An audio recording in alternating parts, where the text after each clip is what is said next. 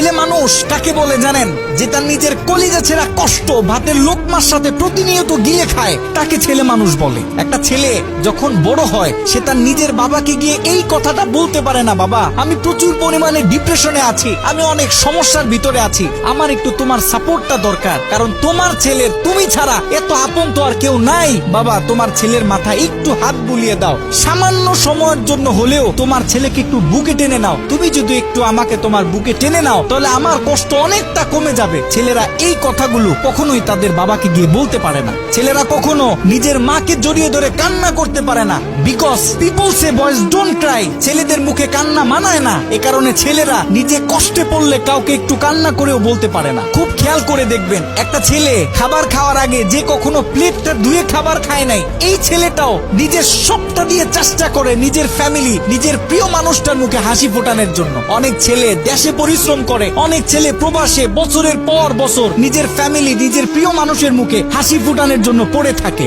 দিন শেষে ছেলেদের মুখে হাসি ফোটানোর মতো কাউকে পাওয়া যায় না। আমি মনে করি boys are the best actor in the world. এই পৃথিবীতে ছেলেরা হচ্ছে সব থেকে বড় অভিনেতা, কারণ ছেলেরা নিজেদের বুকে হাজারো লক্ষ কষ্ট পুঁতে রেখেও মুখে হাসি নিয়ে চলে, কারণ সে জানে আজকে আমি যদি ভেঙে পড়ি তাহলে আমার পুরো ফ্যামিলিটা অস্তিত্বহীন হয়ে যাবে।